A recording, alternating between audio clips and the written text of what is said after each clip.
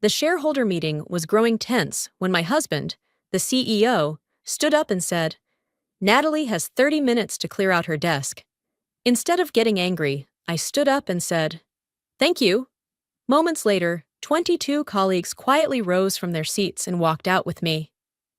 Zoe, my husband's lover, rested her hand on her pregnant belly and smirked as she watched me get kicked out of the very company I had co-founded. They had no idea what I would do next until his company collapsed just weeks later. Before I tell you the full story, hit like, subscribe, and drop a comment telling me where you're watching this from. The story continues right now. My name is Natalie Gray, 35 years old, living in Chicago. On a Monday morning in March, I stepped into the large conference room on the 42nd floor, the very place where my husband, Parker, and I had once held our first fundraising pitches. The glass-walled room overlooking the Chicago River was still as beautiful as the day I signed the founding plan for Eagle Investment 8 years ago. I came in as the investment director, co-founder of the company. But I didn't know that day I would walk in under that title and walk out with another, the betrayed.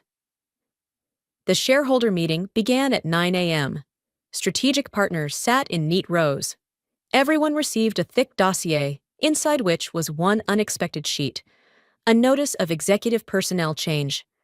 I turned to look at Parker, my husband, the CEO, once my partner in life and in business, but his eyes avoided mine.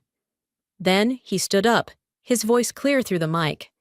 To protect shareholder interests, and in line with our new strategic direction, the board has decided to relieve Natalie of her duties. Effective today, no prior warning. No private letter. No conversation. Just a cold announcement in front of dozens of people I once called colleagues. Parker looked at me, putting on a professional face, and added, "You have 30 minutes to clear your desk." The room fell into dead silence.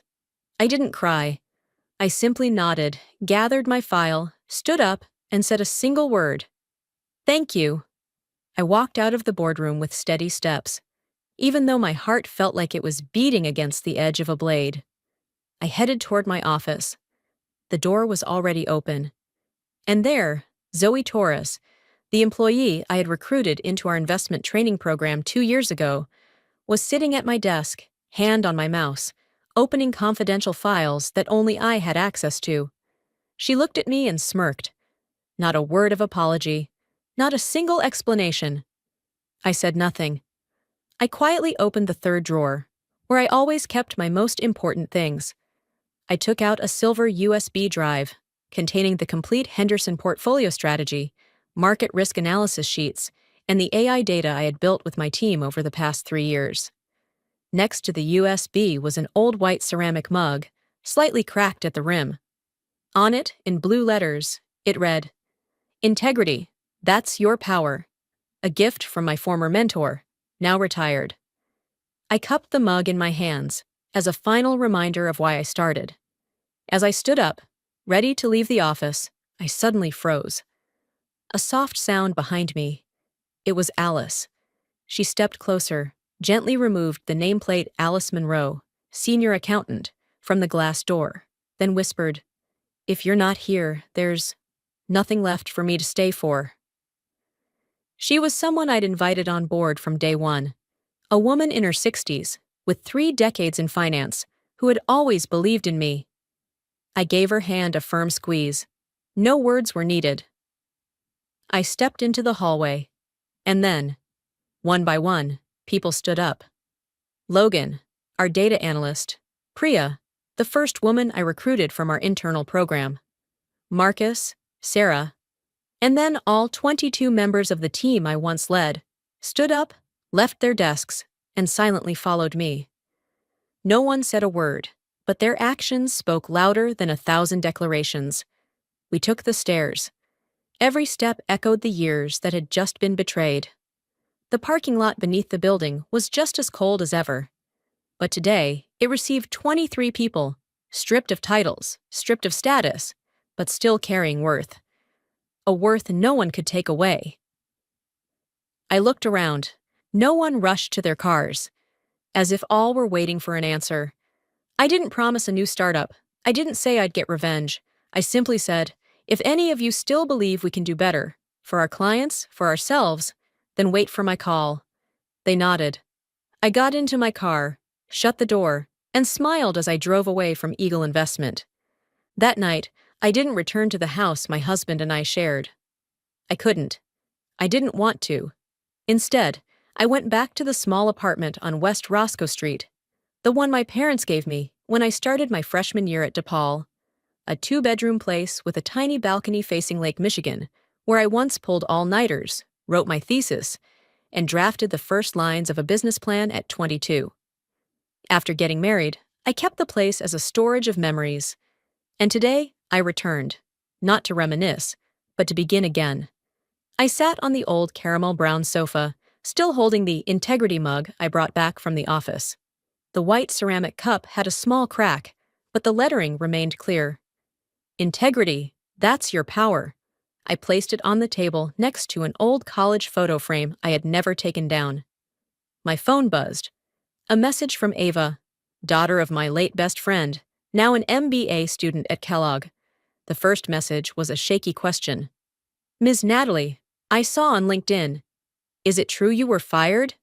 Then another message followed, longer, deeper, like a press on a wound I didn't think still hurt. Do you still believe kind women can survive in the investment world?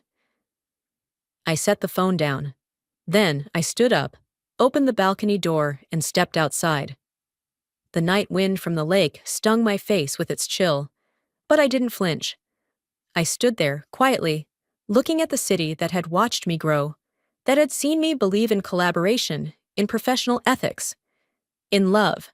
I closed my eyes, letting the wind strip away every excess emotion. I didn't want to think about Parker, didn't want to recall Zoe's face at my desk. I only thought about Ava's question. I returned to the living room, opened my laptop, backed up personal data, revoked remote access to the files I had created. When the computer shut down, I looked at the mug, still there, unmoved. I took a photo of it, sent it to Ava, and replied, I still believe. And tomorrow, I'll begin to prove it. I no longer needed recognition. I only needed to be true to myself. And I knew, tomorrow, that journey would truly begin. The next morning, I stepped into the kitchen, poured more coffee, and reopened the old message thread between Parker and me.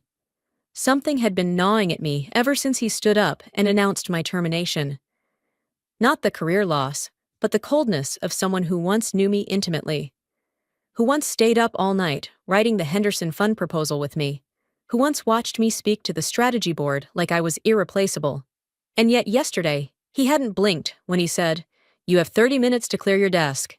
I opened my phone, scrolled through the old Google Calendar meetings.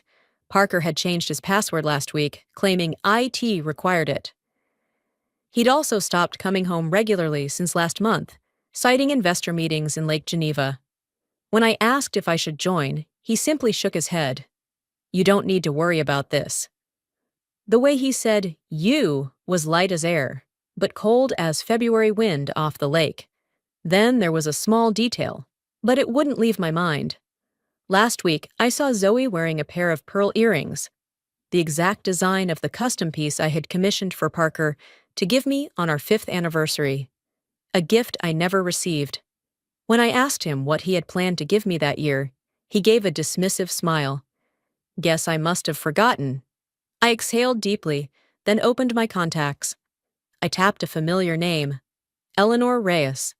Eleanor wasn't just any lawyer. We met in sophomore year. I majored in finance, she in law, but we both enrolled in a startup course. Back then, we were two mismatched puzzle pieces, one obsessed with numbers, one with justice. But we both believed in fair business. From our first class presentation, we were closer than sisters, sharing joys, sleepless nights, and unnamed ambitions. Over a decade later, when I needed someone who understood both the industry and my heart, she was the first call I made. She picked up after 2 rings. Hey, girl. Her voice was as always, deep, steady, and never rushed. I said it outright. I was fired by my husband. In front of the board, silence. Then Eleanor replied, "I'm free this afternoon. My office is open all day. But if you don't want to go out, I can come to you." I looked around my old apartment, the place I had been myself, before the glass offices, before the polished intros. No, I want to go out. I need to do this with a clear head. Eleanor's office sat in a quiet red brick building in West Loop. She opened early, brewed 2 mugs of peppermint tea herself. Behind her desk hung a metal plaque that simply read, "Protect what she built." We sat at a small meeting table, far from any noise. I told her everything: the firing, Zoe at my desk, the accessed data, Parker's eyes, the earrings. Eleanor took notes, never interrupting. But I knew she was already calculating. When I finished, she asked just one question. "Do you still want to save this marriage?" I paused, then slowly answered, "I don't know. But I can't live beside someone who can sever everything in a room full of people and still sleep peacefully that night." Eleanor nodded. "Then we don't need to file yet. But we prepare. First, an assessment of assets and company rights. Then, potential data breaches and co-founder entitlements. And if we uncover personal evidence, like infidelity, financial manipulation, we'll use it." I pulled the silver USB from my bag and placed it on the table. "This holds all portfolio data I've managed over 8 years. And the backup files Zoe can't copy, because she doesn't have the algorithm I built." Eleanor smirked. "Perfect. Time to play this chess game with strategy, not emotion." I looked out the window. Chicago's sky still gray like every March morning. But for the first time, I didn't feel alone in the storm. I didn't know if Parker realized what was coming. But I did. And this time, I wasn't entering the battlefield with hope. I was bringing legal documents and a friend holding the sword. 3 days after meeting Eleanor, I got a message from her at 6 a.m. "Are you free this noon? I have something to show you." "It's shocking," I replied with one word. "There." We met at a small cafe tucked into an alley in West Loop, the kind that serves fresh ginger tea Eleanor likes. I had barely sat down when she placed a thick envelope and a USB in front of me. I asked a friend, Lily Weston, a private investigator, to dig into Zoe, just for extra protection. But the findings went far beyond expectations. I opened the envelope. Inside were printed photos, GPS data, hotel charge records, and message transcripts.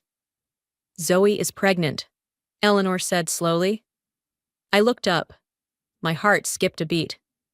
She told Parker it's his. He believes her. And he's been wiring cash to her private account every month. I leaned back, my throat dry. But Eleanor wasn't done. According to Zoe's phone, GPS data, and security check-ins from Aurora residences, she's been regularly staying at the apartment of a man named Gabriel Hall. I blinked. That name, familiar. Gabriel? You mean her ex? The one she broke up with just a year ago? Used to work at Aspen Private Equity? Eleanor nodded. They're still in contact. And according to Lily, Parker has no idea. Also, she pulled out another printout. One of Lily's associates, a cybersecurity expert, accessed Zoe's Samsung phone backups. We found a message exchange we believe is critical. She slid the paper to me. The words were clear. Gabriel. You sure he believes the baby's his? Zoe. He does. He's even picking out names, Gabriel. So what now? When it's born, what'll you say? Zoe. Depends. But if I get promoted, let him believe it. I don't know how long I was silent. I only remember that even the soft clink of someone stirring tea at the next table startled me. Eleanor placed her hand on the table, not touching mine. She knew I didn't need comforting. I needed space to assess, like a venture portfolio facing a liquidity crisis. I looked at her, my voice rough. Parker doesn't know any of this? No, but you do. And now, you control this entire game. I nodded without a word. I didn't scream. I didn't curse. The anger inside me didn't flare up like fire. It froze, slow and steady, like ice beneath the earth. I realized Zoe hadn't just betrayed me. She had betrayed the very man she was manipulating. And Parker? He hadn't just betrayed me professionally. He was blindly giving his trust and money to a lie so calculated it was almost pitiful. I left the cafe near noon. Chicago was warmer than usual that day. On the way home, I thought of only one thing. I didn't need revenge. I needed the truth to finally be heard. That night, I barely slept. Not out of anger, not from pain, but because my mind spun like a market in crisis. Data flowing nonstop, timelines linking themselves, until one final question flashed like the bottom line of a spreadsheet. How do I handle this without becoming like them? The next morning, I received an email from an unnamed sender with a single subject line. Coffee meeting. Bring nothing. I've brought it. The sender. Margaret Lawson.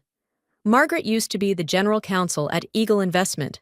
A sharp woman, always dressed plainly, salt and pepper hair in a tight bun, her gaze colder than a January lake. She had left the company a year ago, without ever explaining why. But I'd always suspected. Margaret had once been the only person in a boardroom to stare Parker down when he interrupted me during a strategic negotiation.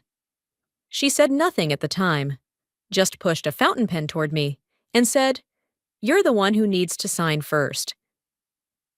We met at a French cafe south of Grant Park, a place no one from Eagle Investment ever went.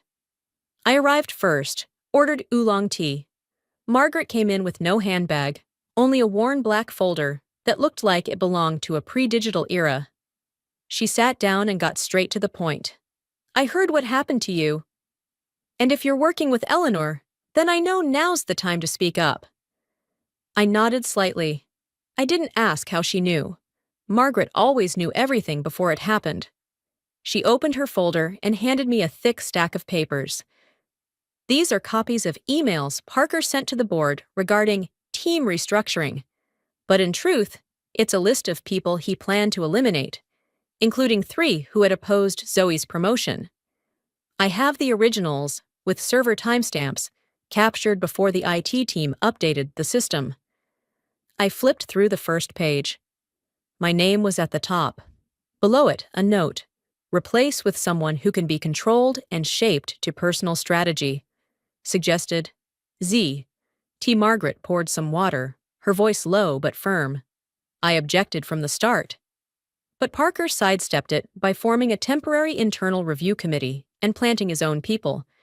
I resigned after seeing the company's ethical structure collapse. I looked at her, wanting to ask why she was helping me. But before I could speak, she answered, "Because I once thought Eagle Investment would be my final legal legacy." But I was wrong. You're the one who can restore justice, not through accusations, but by surviving, enduring, and winning with your values intact. I stayed silent. She slid the folder toward me, then stood up. "I'm not picking sides. But if you build something new, a place where integrity isn't mistaken for weakness, save me a seat." One last time I stood to shake her hand. In my grasp wasn't just legal documentation, but evidence of a rotten system, and the affirmation that I hadn't been the only one seeing it all along. As I left the cafe, light rain began to fall. Chicago was damp and cold, but my hands had never felt warmer. That afternoon, I returned to my old apartment earlier than usual. The same thin golden sunlight of late March in Chicago streamed in, but everything around me felt different, not because the world had changed, but because I was beginning to see more clearly. To see what had once been blurred by blind faith, misplaced admiration, and a habit of sacrificing so much I forgot myself. I placed the folder Margaret had given me on the table. Right next to it was a small wooden box, something I had brought back from my parents' house after my mother passed away 3 years ago, but had never opened. My mother had been an elementary school teacher, gentle but fiercely principled. She knew nothing about investments, didn't care about IPOS or asset portfolios, but she knew how to instill a different kind of value, one that didn't show up on charts and didn't need a balance sheet to be proven. I took the box, wiped off the thin layer of dust on the lid, and opened it. Inside was a photo of me and my mother at graduation. Me in a black cap, her in a moss green coat, holding me under a tree full of leaves, and an aged envelope with handwriting I knew by heart. To Natalie, open when the world feels unfair. I opened the letter. My eyes stopped at the very first line. My daughter, if you are reading this letter, you may be going through a time when kindness is seen as foolishness, loyalty is trampled on, and success is taken by those who don't deserve it. I took a deep breath. My hands trembled, not from weakness, but because it felt like she was right there in front of me, just as she had been every time I failed in high school, placing her hand gently on my back and saying, "It's not your fault if the world chooses to turn its back on what's right, but don't ever let it make you turn your back on yourself." The letter went on. You may lose your job, lose people you trusted, lose everything you worked hard to build, but if you still keep your integrity, then you've lost nothing at all.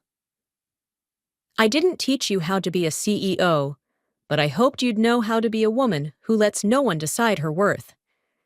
I set the letter down. I didn't cry, but something lodged in my throat, not tears, but a kind of beautiful pain, like stepping out of darkness and remembering that the light had always come from within. I stood up, collected myself. On the wall, the integrity mug still sat in its usual place. Below it, the USB holding every file I ever created. Next to it, the folder Eleanor was finalizing. And now, the letter from my mother. I was no longer just a woman who had lost a job and a crumbling marriage. I was someone who had inherited something far greater than a title, a legacy of spirit. And this time, I wasn't fighting to reclaim a title. I was fighting to reclaim myself. That evening, I opened the window, letting the March wind sweep into the old apartment where I had once lived through my college years. On the table sat my mother's letter, Eleanor's legal documents in progress, and the USB holding the entirety of the projects I had led. Then, the landline phone, an old relic I had kept out of habit, began to ring. I hesitated a few seconds, then picked up. On the other end was a deep, steady, slightly husky woman's voice, shaped by decades in the business world. "Natalie? This is Gloria Monroe." My heart clenched. I remembered her voice. Gloria had been one of the first clients I ever brought in when I co-founded the firm, a private investor in her 60s, who once owned a chain of luxury retirement homes in Illinois before selling everything to retire. She was the one who had told me, "You're not just managing my money, you're protecting the years I have left." I responded with as much composure as I could muster. "Hello, Ms. Gloria. I've left Eagle Investment." But she cut me off. I didn't call to hear apologies. I called to act. I froze. "I've been watching things. They wiped your name off the company. But I also know who built those portfolios, who got me through the 2020 crash, who stayed up until 2 a.m., updating my charts when I was worried about my husband's health." I bit my lip. Gloria wasn't the emotional type. But today, her voice trembled, "I've just submitted a full withdrawal request for my portfolio at Eagle Investment. That amount is $11.6 million, and I want to reinvest it, but not through them. Through you, if you start something new." I could barely speak. I whispered, "Are you sure?" More sure than ever. "Because I invest in people, not logos." I set the receiver down, hands still trembling. Not because of the number, but because of what it meant to be seen. After everything, someone still saw me, not as a disgraced co-founder, but as a woman who had proven her worth through action, through ethics, and through not selling herself short for a title. Gloria's call wasn't just an investment offer. It was a reminder I wasn't alone, and the time to rise was now. I turned back to the table, opened my laptop, created a new file, named it Phoenix Investment Fund, the flame from the ashes. I named it Phoenix Investment Fund, not because I thought I was a phoenix, but because I had hit bottom, and if I didn't rise on my own, no one else would do it for me. I had no office, No CEO title, not even a logo. What I did have was the data in my mind, real relationships, and a list of 22 people who once walked out with me. People who had stood up the moment I was fired, ready to follow me if I chose to start again. And I chose to start again. The first person I called was Eleanor. She arrived at my apartment the next morning with an iced latte and a thick folder. She didn't say much, just set the cup down and said, "I've drafted the company charter, ownership structure, and all filings needed for the state of Illinois. Phoenix Investment Fund will be a fully owner-controlled LLC. No one's flipping the table on you again." I looked at her, speechless. For years, we had shared every high and low, from failing corporate finance to staying up all night filing our first startup application at 21. I used to think college friendships faded with time. But Eleanor was still here, laying the first brick when all I had was rubble. That entire day, we rebuilt email systems, domain names, business registrations. I video called every member of the old team: analysts, portfolio managers, communication staff. No one asked about salaries. They only asked, "When do you start again? Do you need me now?" I used to fear I couldn't rally anyone. But it turns out, trust isn't a luxury. All it takes is one person to rise, and others will come to the light like moths to flame. That evening, I texted Gloria. "Phoenix Investment Fund is now officially registered. The trust account will be opened at the bank you requested, and I promise that money will never be betrayed again." I closed my laptop and leaned back in the chair. For the first time in weeks, I smiled. Not out of revenge against Parker, not to prove anything. I smiled because I was doing what I do best, in the way I believe is right. Phoenix isn't vengeance. Phoenix is a declaration. I won't just survive. I'll live right. 3 weeks after founding Phoenix Investment Fund, Eleanor and I walked into the Midwest Investment Conference at the Four Seasons Hotel in Chicago, a venue that had long been Parker's stomping ground. The navy blazer I wore was a gift from Eleanor last year, with a hand-stitched phrase hidden beneath the collar: "Earned, not given." I smoothed my hair, adjusted the name tag pinned to my chest. Natalie Gray, CEO, Phoenix Investment Fund. The ballroom was bright, glimmering with designer suits, and the soft clinking of glass over thick carpets. I looked around. The Stratworth Capital booth sat at the center. Parker stood chatting with 3 investors from New York, his expression calm, confident, unshakable, until his eyes landed on Eleanor and me entering the room. That moment, I'll never forget. Parker's face froze. His lips moved, trying to say something, then he quickly turned away as if my presence were a ghost he couldn't banish. I smiled, not to provoke, but to affirm, I didn't disappear. I just came back to reclaim what should have never been taken. The organizers directed me to a small table on the left side of the ballroom, where emerging funds showcased their models. No one knew that, just 3 years ago, I helped write the evaluation criteria for this very conference. But I didn't care. I laid out my laptop, documents detailing the Phoenix Impact Fund, an investment platform for women-founded companies, committed to ESG transparency and social accountability. The only thing I brought with me was clarity. Eleanor stood beside me, silent, but her presence, one of the most respected investment lawyers in Illinois, was answer enough for every skeptical glance. When it was my turn to present, I stepped onto a small stage. My voice didn't shake, though my hand gripping the mic was cold from nerves.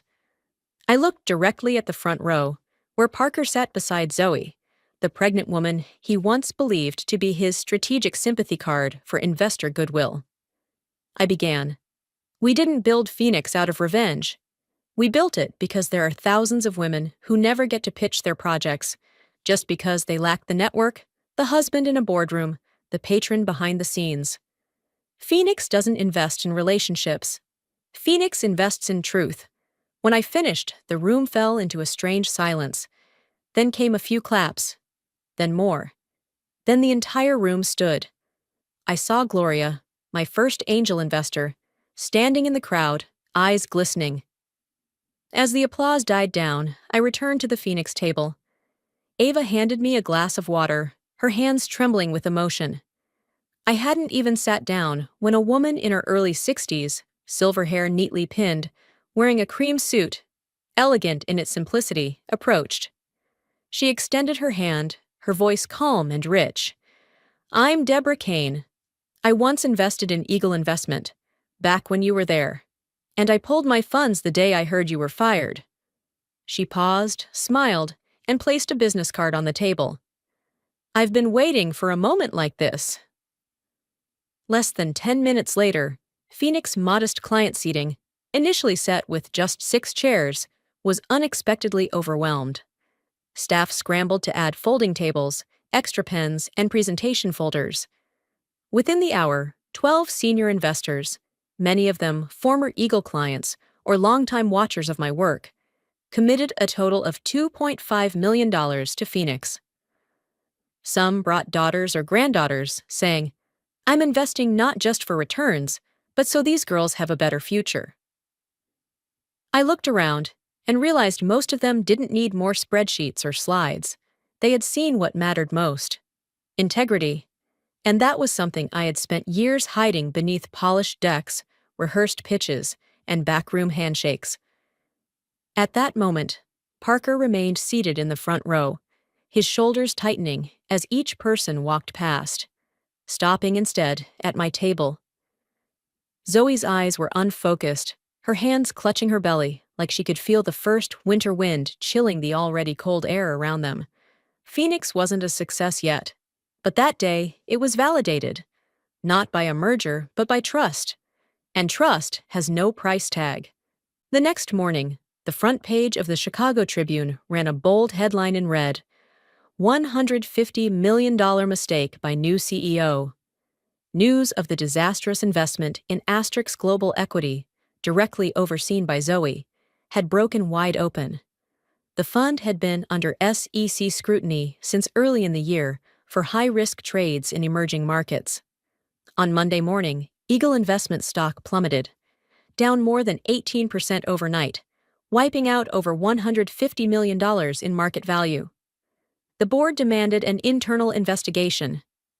And for the first time, Zoe's name appeared in the financial press as an inexperienced, emotional CEO creating systemic risk.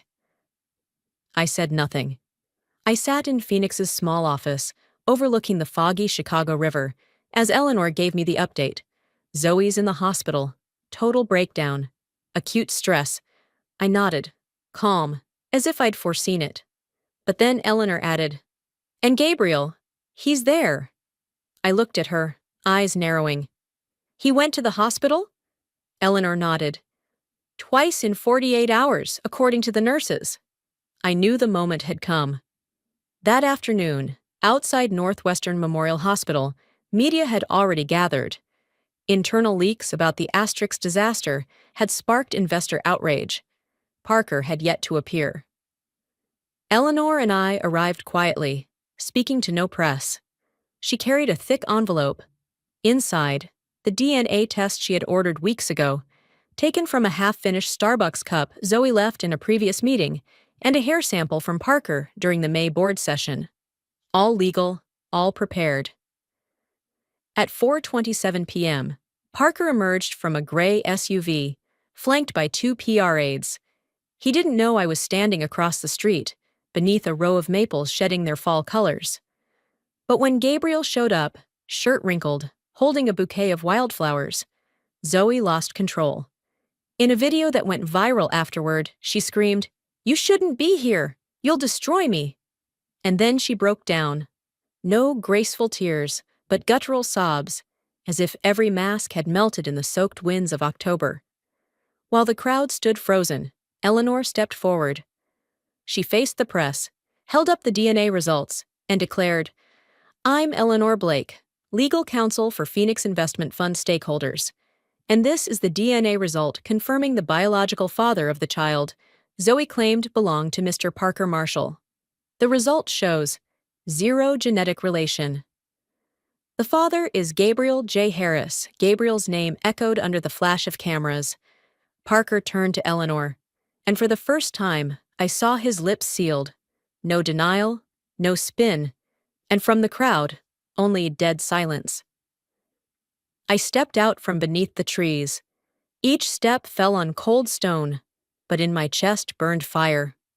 I didn't need to shout, didn't need to perform. All I needed was timing and the truth. Because when truth is clear enough, it is the sharpest sword. And today, Parker was cut by the very blade he tried to bury. 3 days after the hospital DNA shock, I sat at my usual cafe on Clark Street when a message from an unknown number appeared. Natalie, I'm standing outside your office. I'm asking for 5 minutes. I looked out the window. Parker, wearing a wrinkled gray suit, no tie, face drawn. He no longer resembled the confident CEO on stage, but a man who had lost everything: reputation, power, and the truth. I stood, opened the door. He didn't speak right away, just quietly placed a thick envelope in front of me. A draft contract.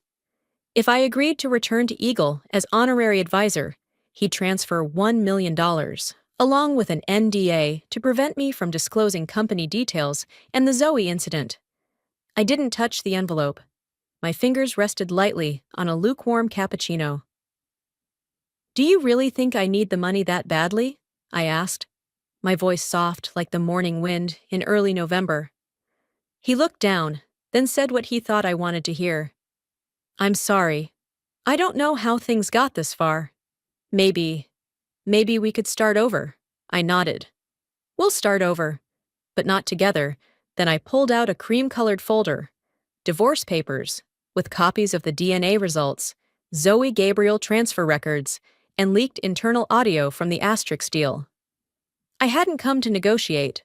I had come to end it.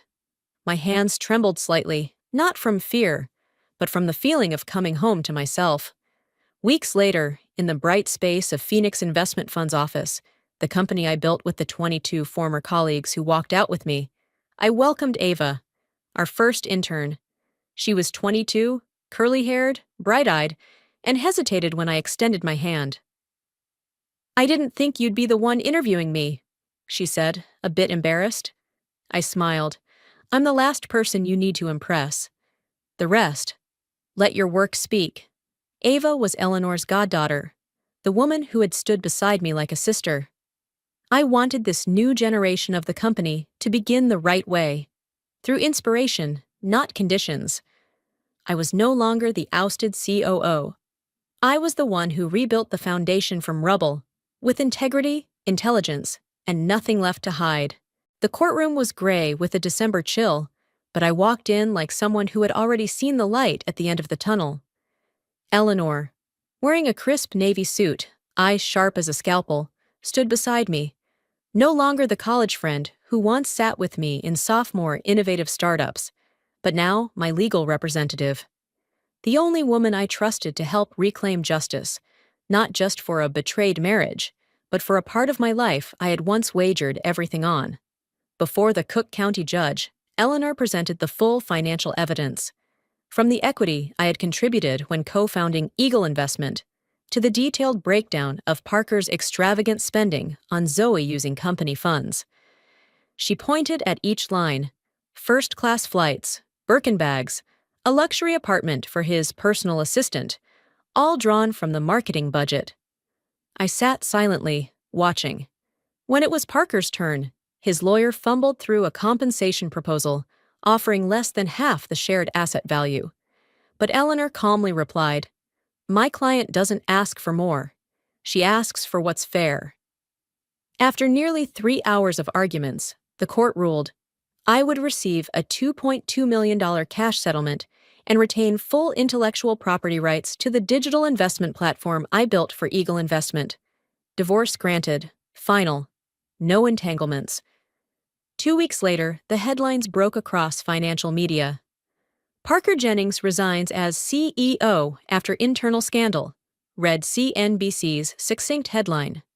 Meanwhile, Eagle Investment, reeling from the Asterix stock crash, was officially acquired by longtime rival Halberg Investment Group. The old photos of Parker and me, once displayed at investment summits, were now replaced by a picture of me shaking hands with Halberg's chairman at a new conference. Reporters asked if I felt like I had won. I shook my head. I didn't win.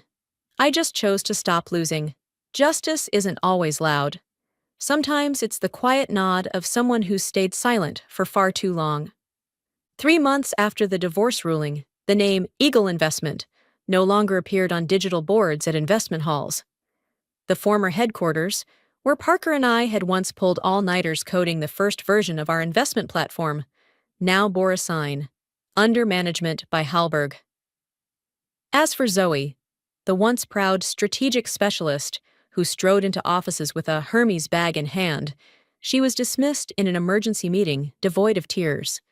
Halberg's audit committee uncovered glaring holes in her approval of the Asterix Global Equity Investment, a deal that had bypassed every risk analysis layer, resulting in over $150 million in losses and wiping out 90% of 200 clients' portfolios. The internal report called it reckless conduct of a personalized nature. She attempted to write an apology email, but no one replied. Those who had once flattered her at networking events now avoided her like a stain no one wanted to touch. And Parker? He rented a tiny office on the 3rd floor of an unnamed building in Naperville, branding himself as an independent financial consultant. But no clients came. His LinkedIn profile showed just 2 interactions, one from his mother and the other from Zoe. One early spring evening, scrolling through news, I saw a photo of the two of them at a local investment fair, listed as honorary guests. But no one introduced them, no one asked them anything. They sat in the last row, holding hands. And in that fleeting moment, I felt no bitterness. I simply smiled and said to Ava, the intern now sitting across from me in Phoenix's modest office, "They chose each other." And they fell together. 6 months after the court ruling, I stood in front of the new glass building at 233 South Wacker Drive, in the heart of Chicago's Loop. The sign, Phoenix Investment Fund, had just been installed that morning, glinting in the soft light like a new symbol of rebirth. Not just mine, but for every woman once overlooked. We started with 22.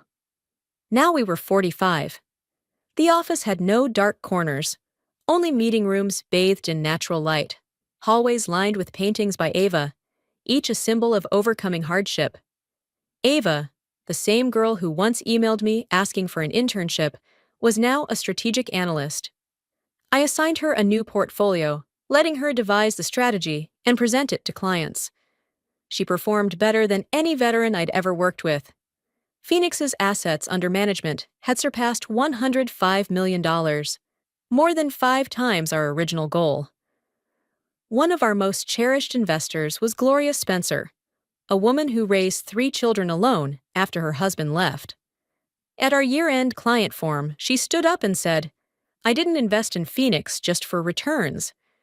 I did it so my granddaughters could see a firm led by women, where values aren't sacrificed for prestige." I stood frozen, not from momentary emotion, but because I realized that what I was building wasn't about revenge anymore. It was about restoring value. On the top floor, I had a private boardroom built, with a small portrait, not of me, but of my mother. Below it, etched in steel, Elaine Harper Fund, because dignity is legacy. The fund, named after her, was created to support under 30 female-led startups from disadvantaged backgrounds with resilient drive. I handed the fund's management to Ava, bringing the circle full.